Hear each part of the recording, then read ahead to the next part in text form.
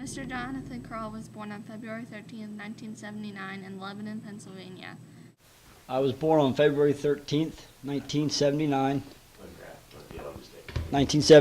in Lebanon, Pennsylvania. He is the oldest of six, two more brothers and three sisters. Growing up in Trooperstown, Pennsylvania allowed Mr. Krall to live an average life. His family owned two farms that they ran. Before and after school, Mr. Krall spent most of his time working on these farms. Farms that we operated, which I spent most of my time in the morning before school and after school working on the farm. He eventually got a job at a local cabinetry shop. I worked at the local cabinet shop in town, doing cleanup in the evenings. Mr. Krall was also a volunteer firefighter. Also in the volunteer fire service in Shaperstown. Due to taking a college-level firefighting course, Mr. Krall had to delay his enlistment. Actually enlisted back in the month of November of '98, but due to taking a college-level firefighting course, I had to delay my enlistment to February until I graduated. In February of 1999, the United States Air Force gained another brave airman. I actually entered the service in February, and trying to think back when it was here, '99. Being only 18 at the time, Mr. Krall felt as though he needed to do something with his life. Mr. Krall attended basic training in Lackland Air Force Base in San Antonio, Texas. Basic for me was in Lackland Air Force Base in San Antonio, Texas. When asked what basic training was like, Mr. Krall said that it was an eye-opener. He talked about his experience from... It was an eye-opener, to say the least. You get there, you know nobody. You have no idea where you are. The moment he got off the plane, Mr. Krall explained that as soon as he got off the plane, it was rush, rush, rush. They're in your face, pick up your bags, put them down, and the strictness and the rules started immediately. You get off a plane, and it's like rush, rush, rush. They throw you on a bus, you get off, and as soon as you're off the bus, the fun begins. They're in your face, pick up your bags, put them down. I mean, the strictness and the rules started immediately. Mr. Krall endured heavy training each and every day while in basic training. In the morning, he would have PT, which consisted of running 2 miles or more. They would also do calisthenics, push-ups, sit-ups, pull-ups. Morning, we get up, and we'd have PT in the morning. We either would run 2 miles, 4 miles, whatever they decided to do that morning, or we do calisthenics, push-ups, sit-ups, pull-ups, every morning. Right outside the gates to his base was a big McDonald's that he knew he couldn't go to, no matter how much he wanted to. For the 6-week duration of his training, Mr. Krall was tortured each and every day by the big golden arches. The sad thing for us is, every morning where our base was located, our dorm, they had a big McDonald's right outside the gate.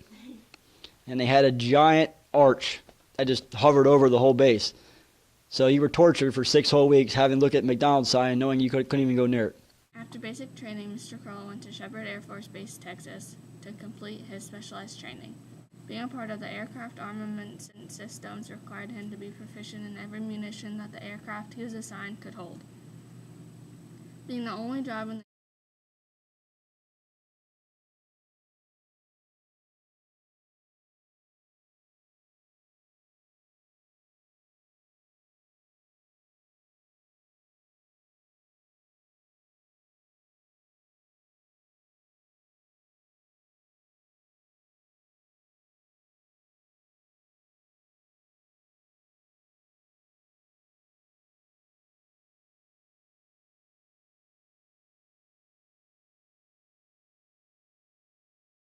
He was lined up with a supervisor and other team member.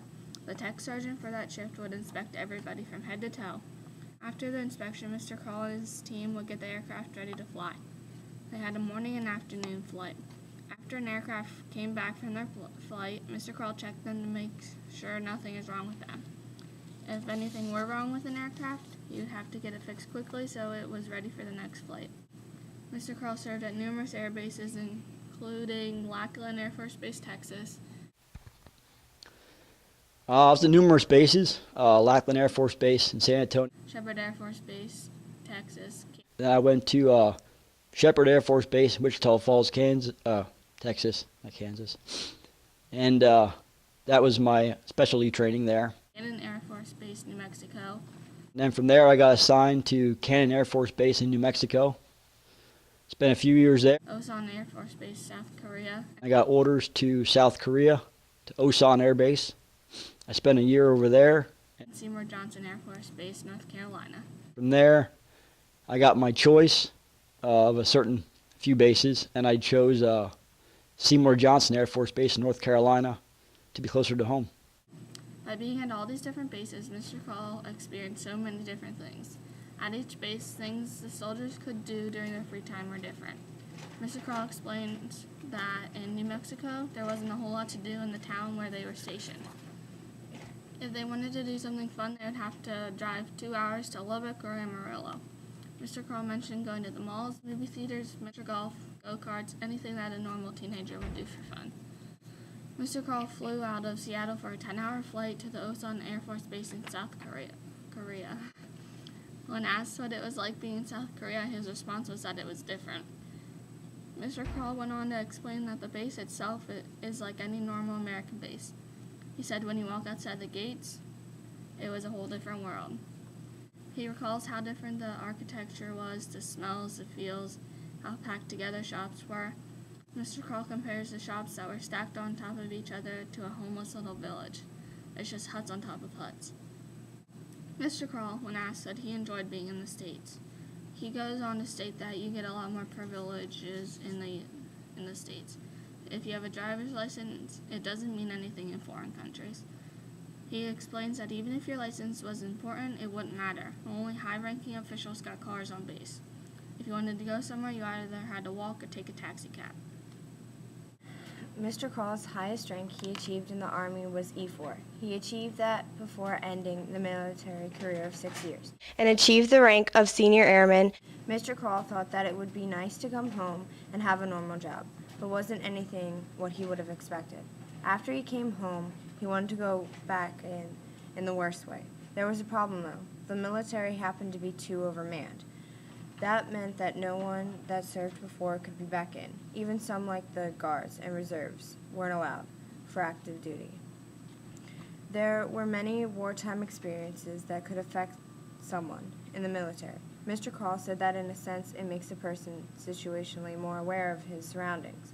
Instead of paying attention to your phone, you are watching the people around you.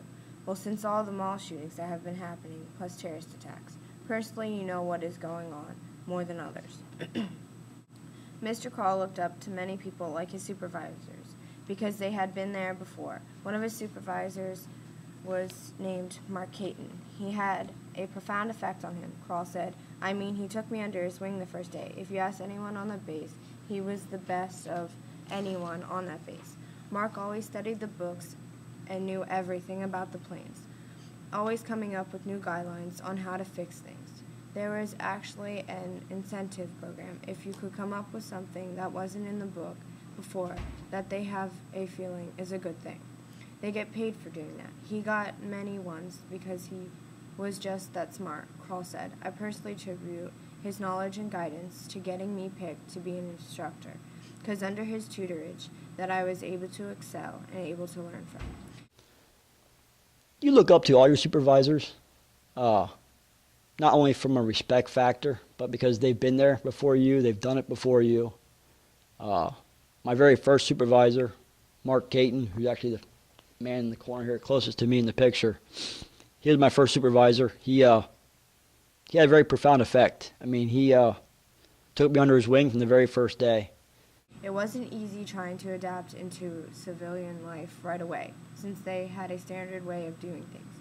Like, for example, going to school, especially because kids know what time they have to be there by, and they know what to expect in a day's time. When school isn't an option anymore, it's time to find a job. Krall states, believe it or not, in this area we live in, it's not that easy to get a job. That pertains to the career field that he learned. The top secret clearance doesn't mean a lot when there are no weapon factories in your area, Jonathan. So from that aspect, it was pretty difficult. Mr. Krall kept in contact with men from the military with Facebook. If it wouldn't be for that, I really wouldn't care to even have it. Ohio, Colorado, South Carolina, Florida, North Carolina. There was stress and pressure included with this all, and none too. When loading munitions, there's always that factor that if you don't do something right, it could go boom. That causes a little bit of stress and pressure there. One munition they basically told everyone, when you armed, you got a choice, open casket or closed casket. Because when you had to arm it, if there would be a charge that would go off, either have an open casket or closed casket. Because either way, you weren't going to make it. It was just a part of your job. Kinda get used to it and move on.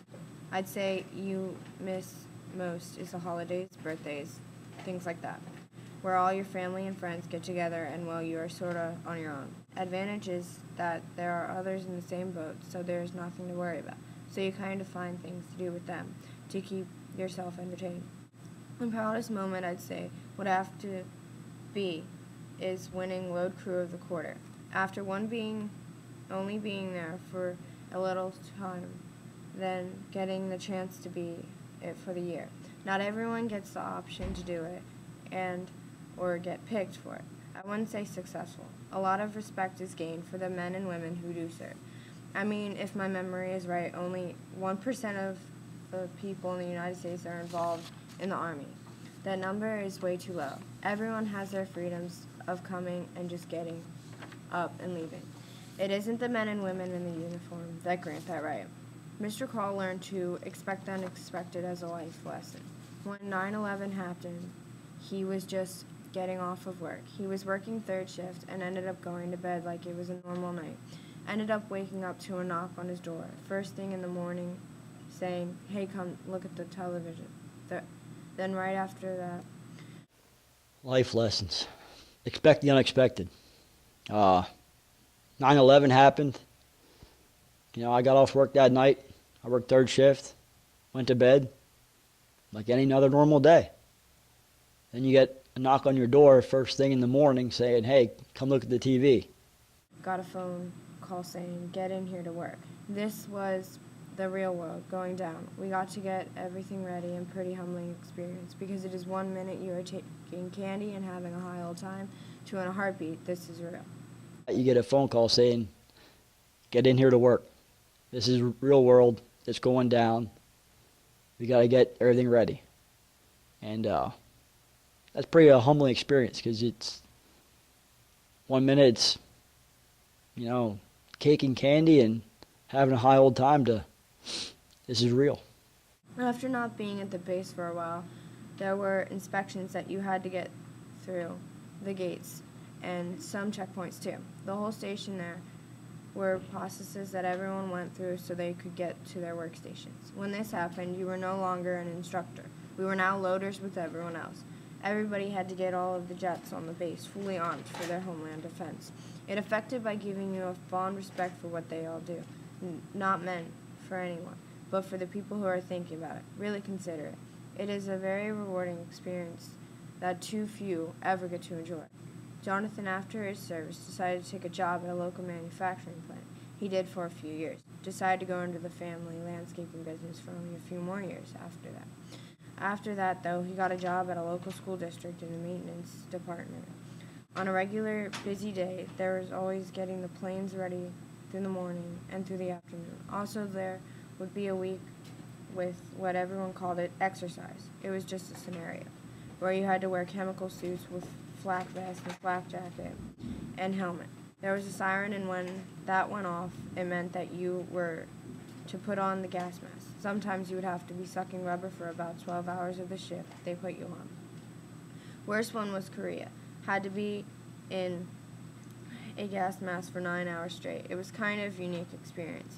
The shifts were always 12 on and 12 off. But until you actually got to base, you got about maybe 5 hours of sleep until it was back to work. Needed to be at your post regardless if you were tired. No excuses.